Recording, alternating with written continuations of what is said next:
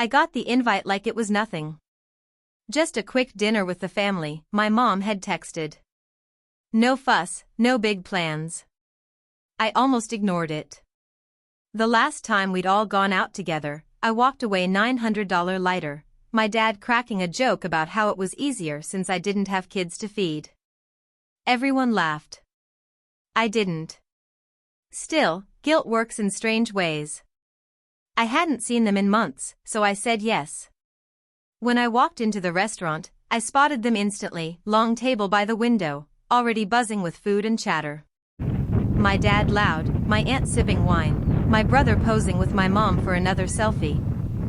And then my mom turned, smiled, and pointed. Back there. That's your seat.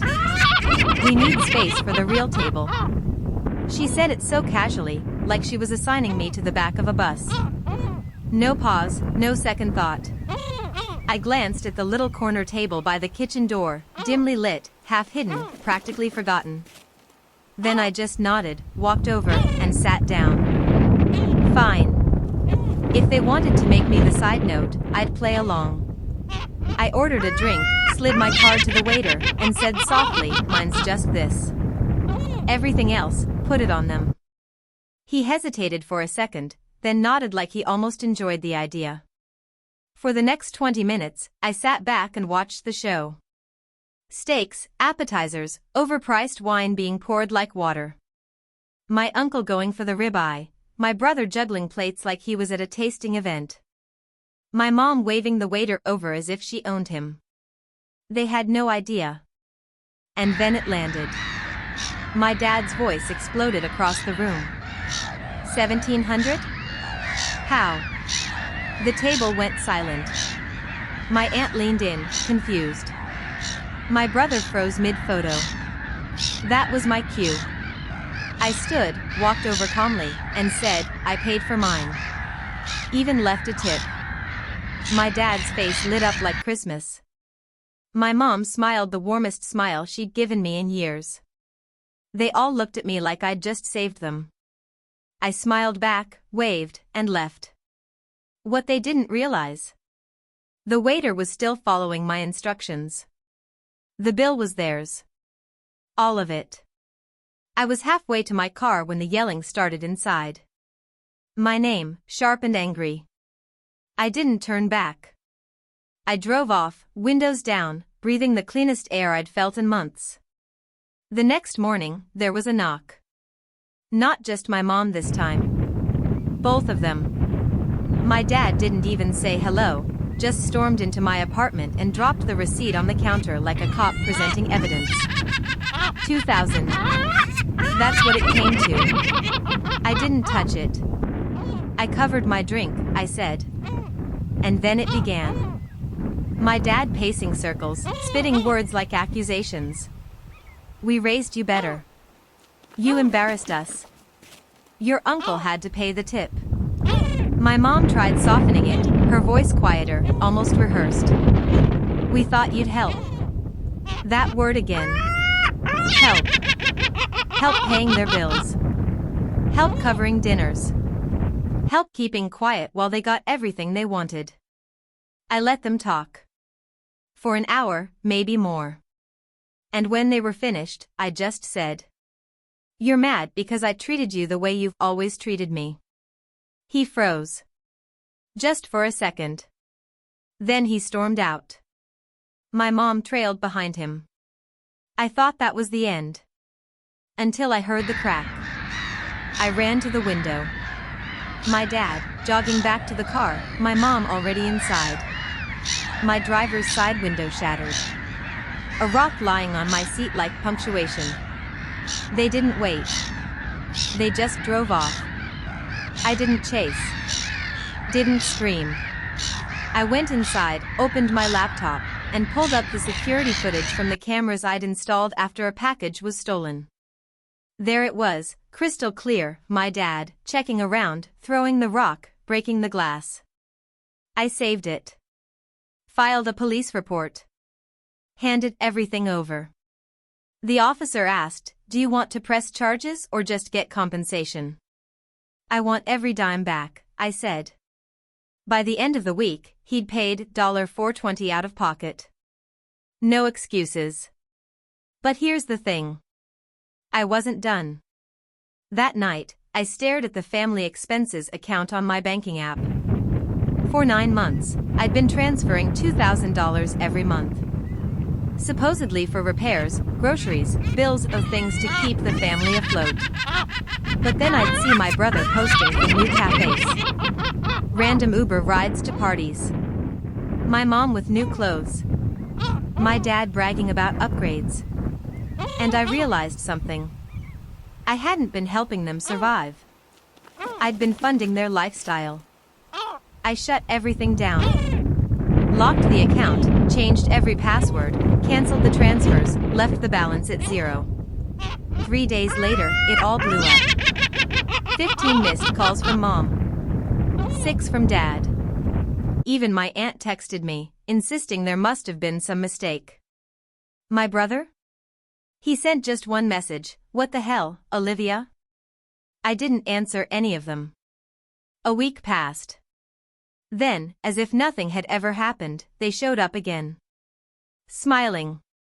My dad actually hugged me at the door, and mom handed me a box of pastries like it was some peace offering. They settled onto the couch, talking about unity, forgiveness, new beginnings. My brother wasn't there, but his name popped up a few times. "We've all hit a rough patch," mom said softly. "Let's just move forward, together."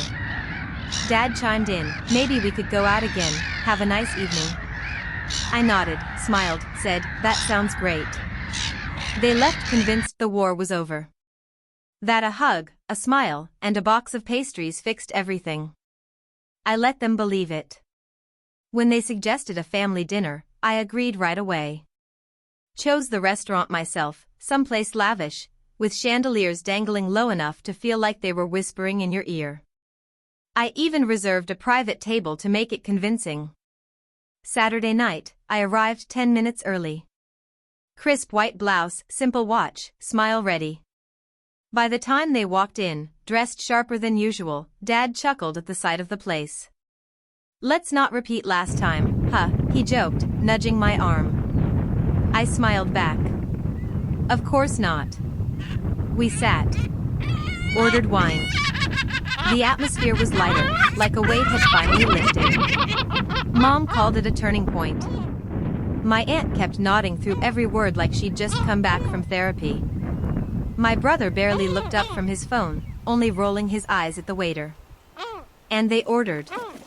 Starters, seafood towers, steaks, bottles of wine. Dad raised 2 toasts, both vague, both celebrating himself. Mom kept shooting me these glances like she wanted to say I'm proud of you but couldn't quite manage it. I played my part flawlessly. Smiling, listening, sipping. An actor in my own show. Near the end, I checked my phone, stood, and said, "My girlfriend's calling, I'll be right back." I walked past the restrooms, gave the waiter a nod as he held the check, and slipped out the side door. By the time I was in my car, I already knew the script. 10 minutes later, the bill would hit their table. $1,147 before tip. Dad would crack a joke first. Then his grin would drop. Mom would insist there had to be a mistake. My brother would accuse someone of pranking them. And then, finally, it would sink in. I was home before the storm broke. My phone lit up with 40 missed calls and 4 voicemails. The first calm. The second louder. The last 2 nothing but shouting and heavy breathing. My brother spammed me with texts, insults, threats, begging, then back to insults again. An hour later, the knock came. This time they didn't wait a day. Mom, Dad, and my brother stood at my door, no smiles, no pastries, no fake warmth. "You humiliated us," Dad snapped. "You crossed the line," Mom added, voice trembling. My brother did most of the shouting. Called me pathetic. Said I was holding a grudge. Accused me of not understanding family. I sat quietly at first, letting them think they still had control. Then I turned to my brother. Who do you think's been paying for your tuition? I asked. He froze. Just like that. Mom and Dad looked at each other, completely lost. 30,000 a year, I continued. 4 semesters, covered. Quietly. You're welcome.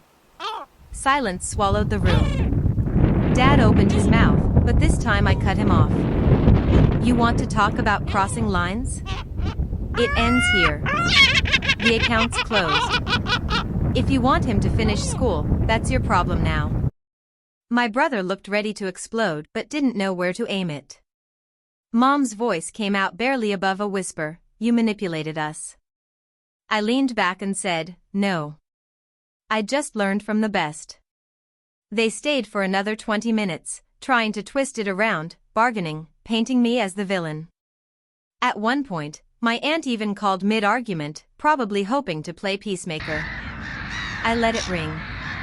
Before leaving, Dad muttered, this isn't over. I just nodded. I know. But for the first time in years, I felt clear. Not angry. Just clear. After that dinner, the calls never stopped. 40 in a night became 70 over a weekend. Then came the texts pretending like nothing had happened. Monday, Mom wrote, let's move on. We love you. Dad followed with, we're still a family. We need to act like it. By Tuesday, the tone had shifted. You're selfish. You're hurting everyone. My aunt chimed in with her favorite line, Olivia, don't let money change you. As if they hadn't done that already. My brother called too. Didn't apologize. Didn't ask how I was. Just, did you fix the tuition thing yet? I said no. He hung up. An hour later, Mom sent a long email, meant to sound heartfelt. Halfway through, one line made my jaw tighten. We sacrificed so much for you. You owe us not to walk away now. Sacrificed. That word rattled in my head for days. I thought about the $2,000 a month I'd poured into that shared account. Supposedly for groceries, bills, repairs. But I had the receipts. Screenshots of every outgoing transaction. Not just groceries. Spa visits.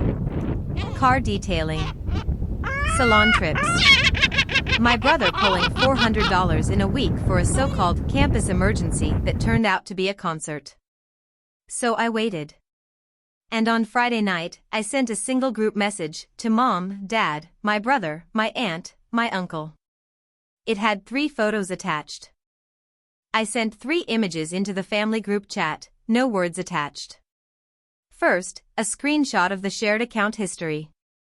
Second, proof of every dollar I'd personally deposited. And third, a photo of the handwritten note my dad left me last year. We're proud of you. You take care of us better than we deserve. No reply came right away, but I knew they'd seen it. The next morning, I didn't get a visit from Mom or Dad. Instead, my cousin Ashley showed up at my door, holding 2 coffees, looking like she'd just run from a fire. They're telling everyone you're having some kind of breakdown, she said. That you're paranoid, that you're trying to punish the family. She sighed. Your mom said you're unstable, but I've seen the account. I know the truth. Ashley wasn't one to sugarcoat. We talked for about an hour before she said something that burned into me. They don't even see you as a person anymore, just a role. When you stopped paying, they stopped knowing how to treat you. That was the part one hadn't prepared for. It wasn't only that they used me. It was that they never thought it was wrong. To them, it was simply their right. That evening, a message from Mom popped up. We want to fix this. One dinner, no drama. Your father says he's willing to let everything go if you just come. Let everything go. Like he was the one offering mercy. I told her I'd think about it. But I'd already decided I wasn't going. That same night, I started packing. While I filled boxes with clothes, old photos, and bits of a life I'd outgrown. Her words repeated in my head like background noise. One dinner, no drama, let everything go. This apartment was small, but it held years of loyalty I'd mistaken for love. I didn't tell anyone I was leaving. I didn't owe them a goodbye. 3 days later, I signed a lease in a different state. A smaller city, slower pace, strangers all around. It felt clean, like turning a page without rereading the last one. Before leaving, I made one final move.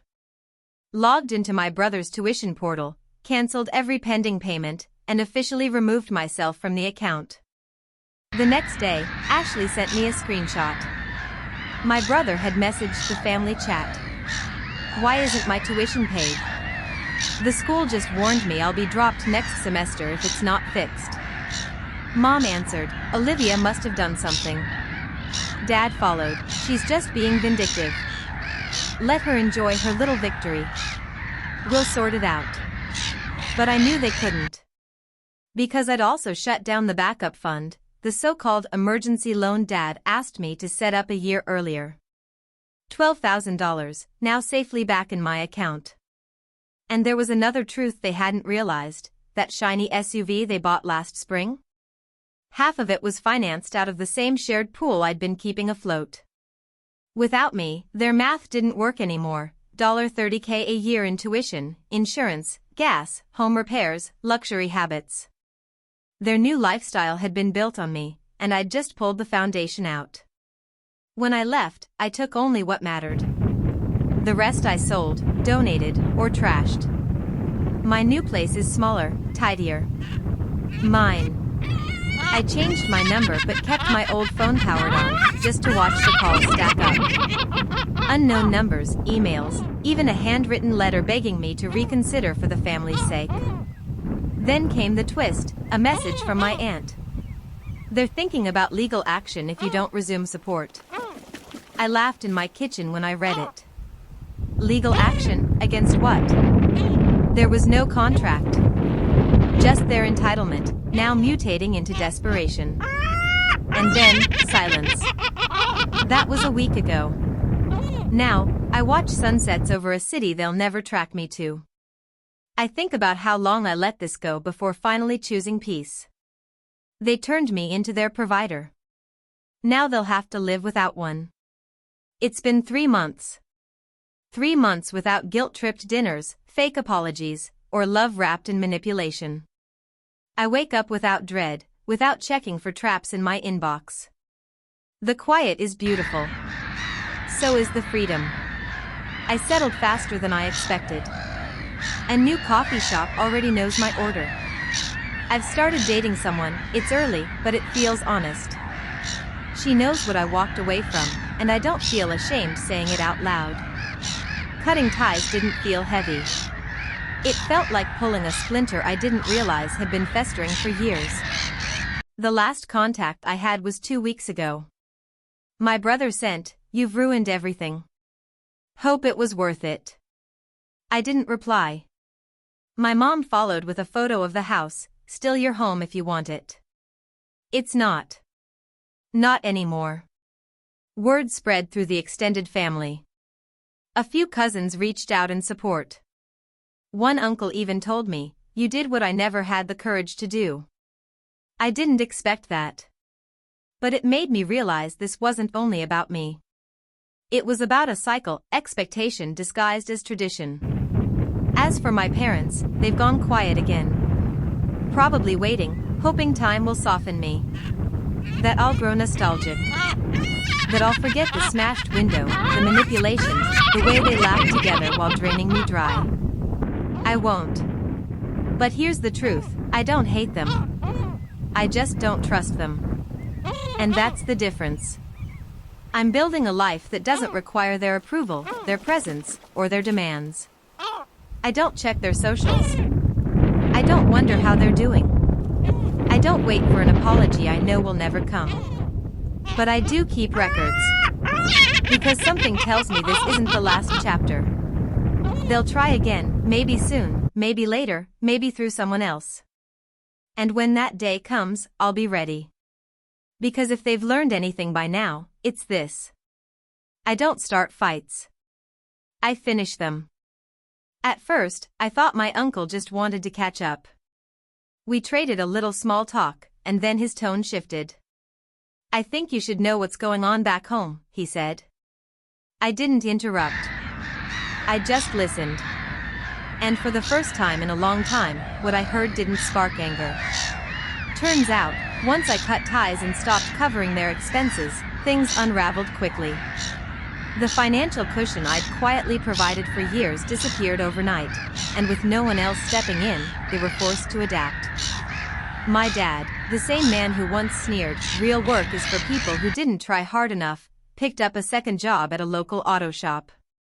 Full weekends. Grease-stained hands. No boasting, no stories, just honest labor. Mom gave up the weekly brunches with her friends. Cancelled salon visits. She clipped coupons again, cooked meals herself, handled the bills. Even sold the SUV I'd helped finance. Their lifestyle shrank, but so did their pride. What truly floored me, though, was the update about my brother. The one who used to mock me for being obsessed with money now clocks night shifts at McDonald's near campus. Splits rent with roommates, packs his own food, hasn't leaned on mom or dad for weeks. My uncle said he feels guilty, that for the first time in his life he's earning his own way, and that it's humbling him. That stopped me cold. But my uncle wasn't finished. He told me my parents, unprompted, confessed something to him. We know we broke something with Olivia. We know it won't be fixed overnight, but if she ever comes back, we won't pretend anymore. We'll ask for her forgiveness, and this time, mean it. I didn't answer right away. I just stared at the wall, letting the words settle. It wasn't the so-called apology that hit me. It was the possibility that maybe, finally, they'd stopped talking and started learning. That night, I walked along the water, hands shoved in my jacket, replaying everything, from the restaurant blow-up, to the rock through my window, to the moment I cut them off. Not with bitterness, not with regret. Just to measure how far I'd gone, and how far they'd had to fall. I don't trust words anymore. I trust patterns. And for the first time, the pattern looks different. I'm not moving back. I'm not rushing into family dinners like none of it happened. But I think I'll visit, not to forgive yet, but to see who they are without my support. If they mean what they say, I'll be ready to hear them out. If not, I'll walk away again. I'll write when that happens. Because if I've learned anything, it's that endings don't have to stay the same. A few weeks later, I drove back for the first time.